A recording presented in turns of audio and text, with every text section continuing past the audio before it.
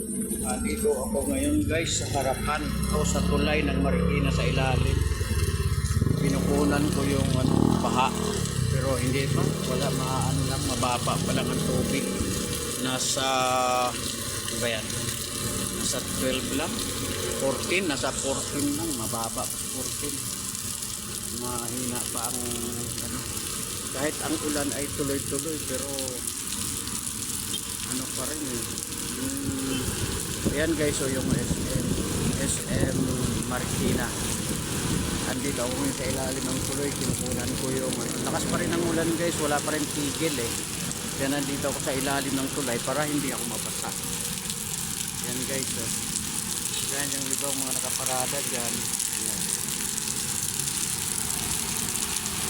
Dito ako sa ilalim lang ng overpass o flyover, kasi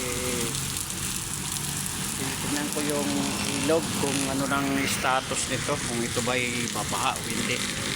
Permanente man, kanina pa ganito na to kaya wala, nasa 14 lang, baba ng 14, so malayo pa sa critical level yung pero mayroong mga sa gitna guys. Ano to, bahayan, bahay siguro ito na bumara, inanod. Yan. Ang critical level niyan guys ay ang may marka, kasi pag may marka niyan, lumagpas dyan, ibig sabihin nun nasa delikadong status na yung mga bahayan dito, kaya kailangan magsilikas na. Doon sa unahan guys, doon maraming bahayan, doon banda maraming bahayan doon, lalo na sa parting kaliwa. Bakit kaliwa kanan yan, maraming mga bahayan dyan. So ayan yung tulay ng Marikina, Marcos Avenue. Yan yung tulay niya, diretso yan hanggang Pugyo, Antipolo, ganon. Ito naman yung yung Pasig. Ayan yung Pasig. Ayan yung service ko. Ayun yung napaka mababa na ngayon, hindi na kahit tuloy-tuloy ang ulan guys, walang tigil itong ulan. Kanina pa magmula kagabi pa pala, mahina lang, humina, lumakas, ganun lang ang niya, ang quality ng ulan niya. Hindi masyado siyang buhos ba ng todo. Ayan guys yung mga patak ng patak ng ulan dito sa Marikina. Ayan guys, wala tayong magagawa dahil yan na talaga yung yung kalakaran dito. Grabe, as in grabe. Magpunta lang talaga ako dito para alamin ang lagay nitong Marikina River. Diretso ito sa Laguna Lake. Ang iba naman, meron namang papunta sa Pasig River. Ito Laguna Lake muna. Pero pagdating sa Laguna Lake, nagsasanga kasi pagdating dyan sa Santolan, merong papuntang Laguna Lake, meron naman papuntang Pasig River. Kaya medyo sanga siya guys, sanga. Sinanga nila kasi pag diretso ng Pasig River, baha na kaagad. Kung ang ginawa kasi na panahon pa ni Marcos, ginawa niya ng panibagong ilog, hinukay niya yung floodway, kaya tinawag na floodway yan, kasi hinukay ni Marcos yan para magkaroon ng kalsada ang tubig diretso sa Laguna Lake. Kasi maliit lang, bumabaha dito pag maliit yung ilog, kaya nilakihan nila. Ayan na, tapos tinagos doon sa Laguna Lake.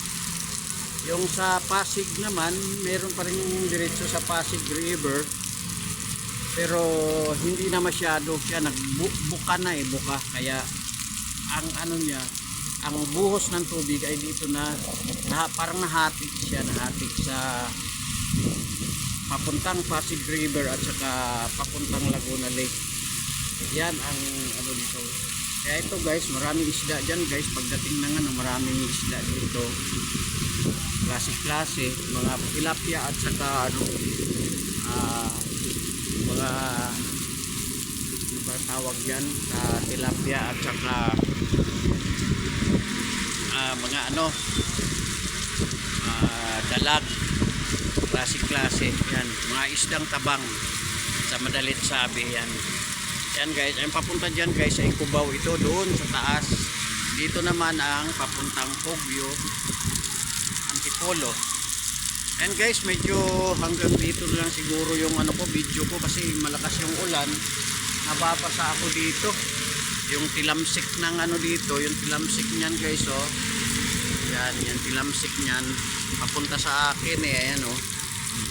Dahil sa hangin, malakas ang hangin. Yun. Diretso na ako guys, pauwi na ako, galing akong Divisoria. Magmula kanina guys, hindi man lang tumigil ang ulan, tuloy-tuloy siya, ganyan lang. Medyo katamtaman lang na ulan, hindi naman siya malakas, tama lang, katamtaman lang. Ayan oh. So ito lang ang maiambag ko sa pagbalita dito sa ano guys, sa status ng Marikina River.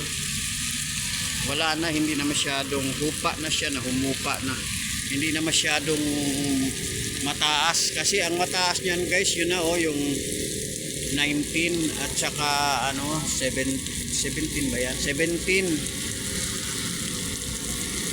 15, 16, 17. Pag nasa 18 na, apaw na guys, lagpas na yan dito sa tulay, delikado na yan, critical level na yan, kaya yun ang delikado na. Yung SM pinapasok, kaya ng SM guys, o SM Marikina yan, diretso yan doon. Ang LRT, ayun naman yung LRT doon banda. Doon banda yung LRT. Ayan yung patawid ng Campo Crame. Diretso yan guys sa papuntang, yung tulay na yan, diretso yan papuntang E. Rodriguez Jr. sa may Crame. So hanggang dito na lang yung video ko guys, kasi nababasa din ako. Ayan guys, so iikot ako, pa uwi na ako, diretso ako ng Ligaya.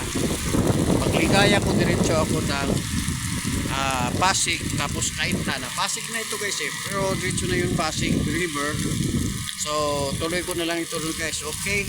Pero putulin ko na dahil hindi naman pwedeng itidiretso ko ito dahil mababasa ang camera ko, okay? Yun lang guys. Huwag niyong kalimutan mag-likes, comment at mag-subscribe sa aking YouTube channel. Ilalabas ko ito sa aking YouTube channel guys. Okay, hanggang dito na lang guys. Bye bye. Babu.